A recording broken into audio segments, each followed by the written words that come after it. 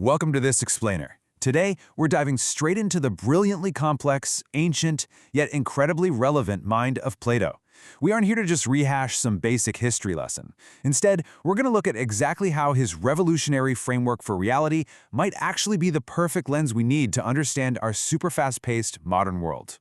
So let's kick things off by asking a pretty massive question.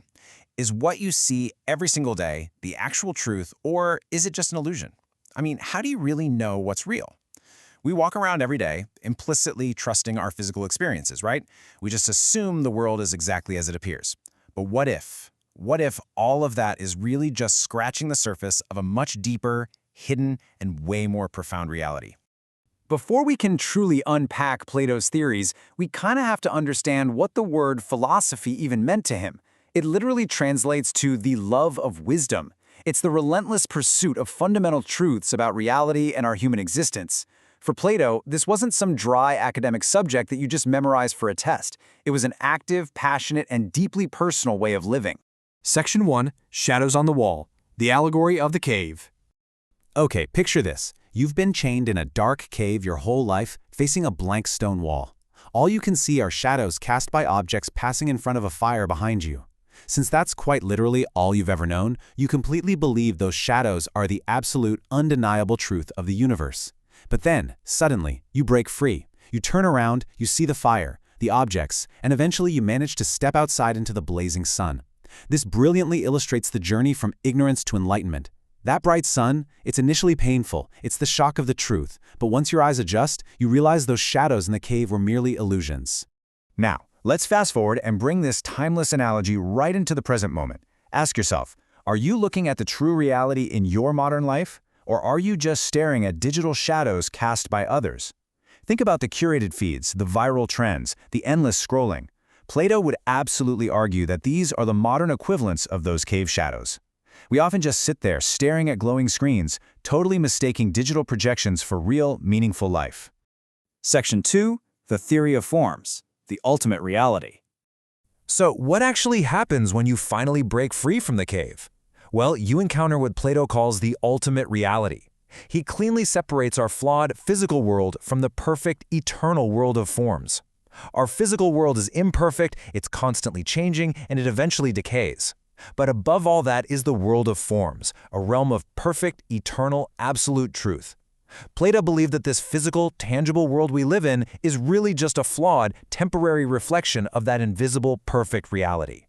Think of a form as the ultimate, unchangeable blueprint of a concept or object, existing entirely beyond our physical senses. To use a modern equivalent, think of the form as a perfect, pristine digital master file stored securely up in the cloud. Meanwhile, everything we actually touch and see down here is just a slightly pixelated, imperfectly printed copy of that master file.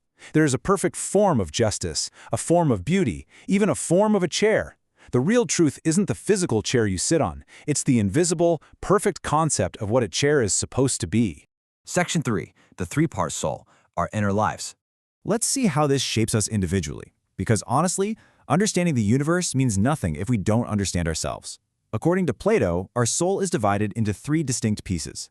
First, we have appetite at roughly 25%, representing our base, instinctual desires, things like food, comfort, and physical pleasure.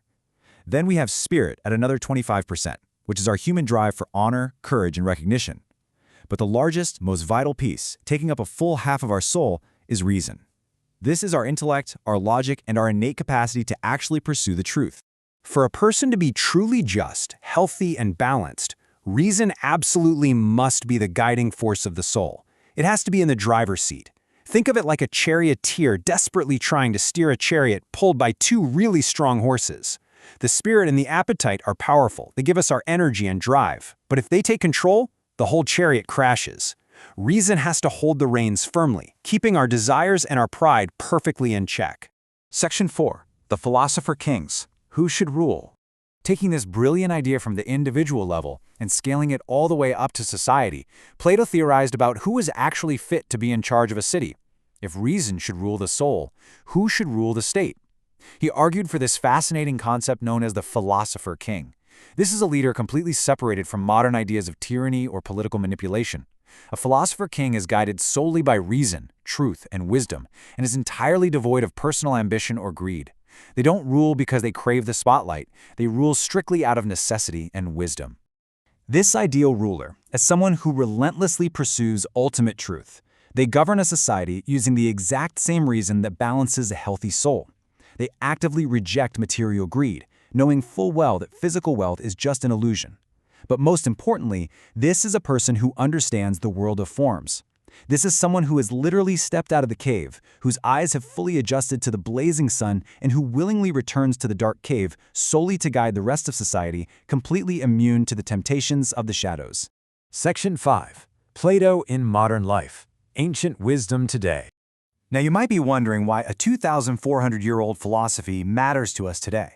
Well, the simple fact is this. The quest for truth is just as urgent right now as it was in ancient Greece. The human condition still deeply struggles with ignorance. We are still so easily distracted by shiny objects and fleeting trends. But Plato's philosophy provides the absolute best enduring framework for seeking true enlightenment amidst all of our modern noise. It teaches us to radically question our assumptions and demand real substance over surface-level appearances. If you take away just one thing from this entire explainer, let it be this. The philosophy of Plato is the journey from the shadows of ignorance into the blazing light of absolute truth. That is the pulsing core of Platonic thought.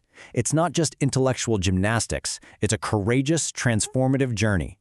It requires leaving the comfort of what you think you know and boldly walking into the sometimes uncomfortable but ultimately liberating light of truth.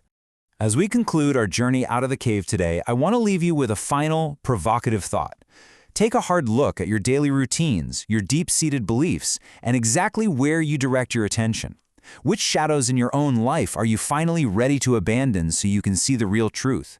Keep asking those big questions, keep pursuing reason, and thank you so much for joining me in this explainer.